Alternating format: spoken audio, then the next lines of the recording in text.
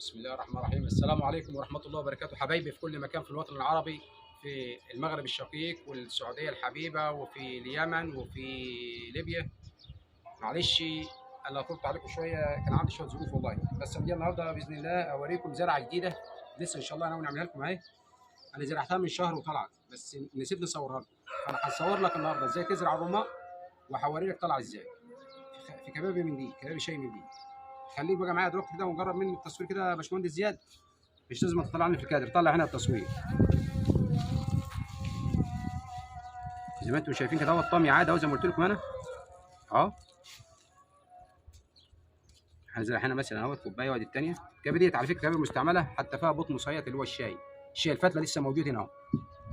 كبه استعمالي يعني مش لازم كبه جديد. والطمي ده اللي انا زرع فيه قبل كده اهو.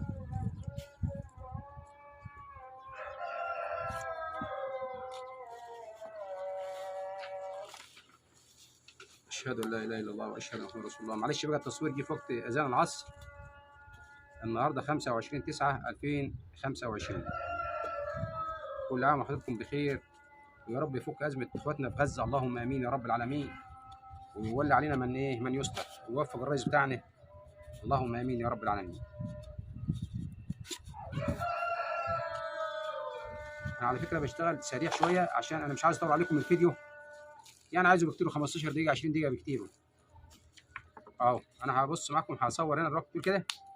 دي رمان اهيت مكان الباشمهندس زيد مكان واكل. انا قلت له سيب لي حبيتين. شايفين الرمان؟ جرب يا زود كده التصوير اهوت اهوت الرمان اهو، شايفينه؟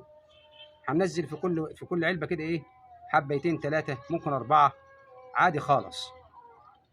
اللي يطلع يطلع واللي ما يطلعش ما يطلعش. ولو طلع كله وعبيت نخفه، هنيجي في شهر امشير لما يجي الجو يدفي كده قبل التدفئه بشويه كده، هنبتدي نعمل ايه؟ هننجلها كشتله، ناخدها نحطها في ايه؟ في علبه تانيه. ادي الرمان اهوت اهو. وتختار رمانه تكون حلوه، ما تكونش حادقه جامد، ما تكونش فيها املاح كتير، يعني الرمان سكري بمعنى صح. مش فيه برتقان اللي هو بسره حامي شويه، فيه برتقان سكري طعمه جميل اه. شايفين كده؟ هنعمل ايه دلوقتي بقى اهو؟ هنحطهم بشويه تربو ده.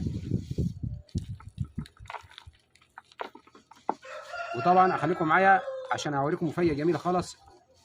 البراميل اللي انا عاملها الصناديق اللي انتم شايفينها ديت، عاملها شغل جديد، فانا عاملها مخصوص والله. انا لسه صورت اي نعم فيديو لوحدي، بس التصوير ما طلعش كويس، فانا مستنظر الباشمهندس زياد يفضلي شويه، كان في دوره قبل كده تبع الكليه، يفضلي كده وابتدى يصورنا. هو حاليا بيصورنا اهوت، الله يبارك له.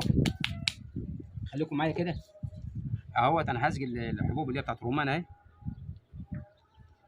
بالراحه كده عشان ما تتعباش مني.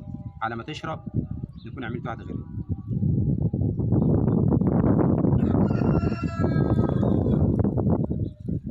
زي ما انتم شايفين كده.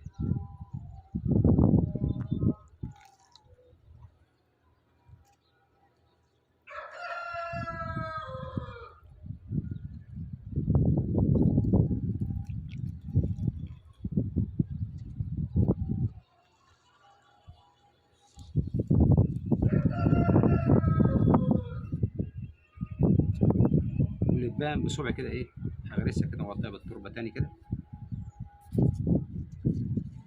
شايفين دولت اهم؟ خليكم معايا كده، خليك معايا كده يا باشمهندس زياد. دول انزرعوا كده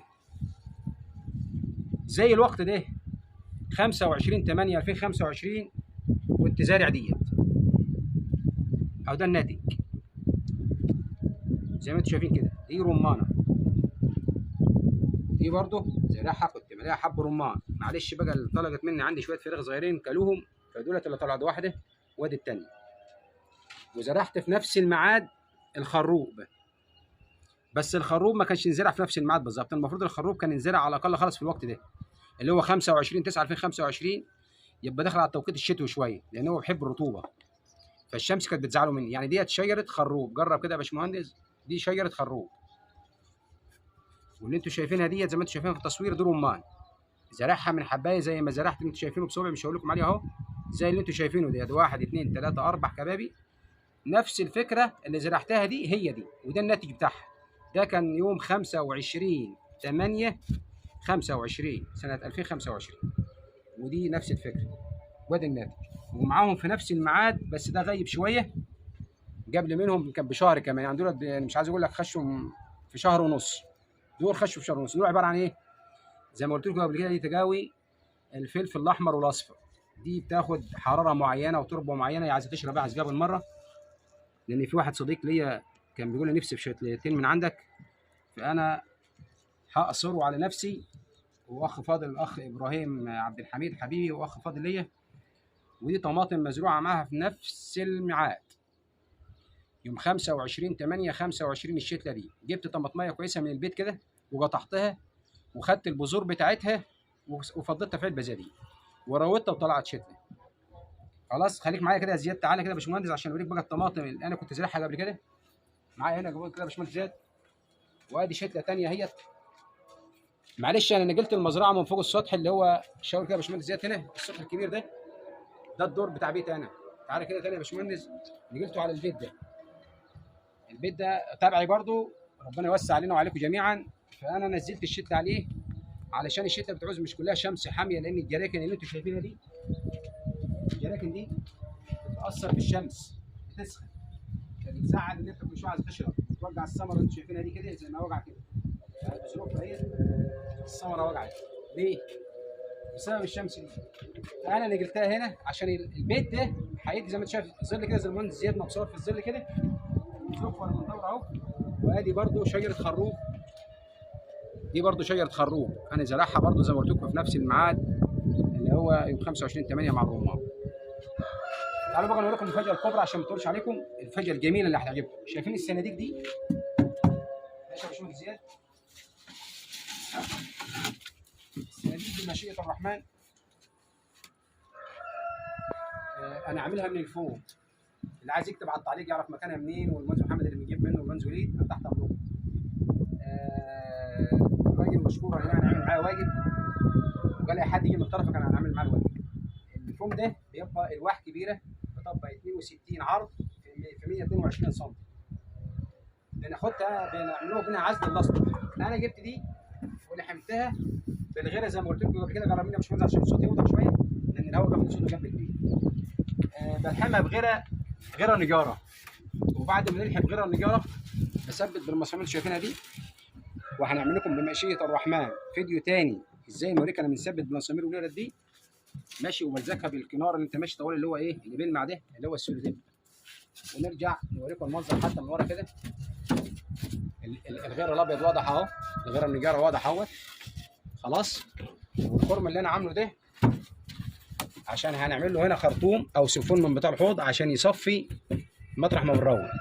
وبمشيئه الرحمن هنعمل لكم بمشيئه الرحمن هنعمل لكم فيديو تاني صغير برضه وانا بنصنع الصناديق دي. طبعا الصناديق هتعوز طمي كتير يعني.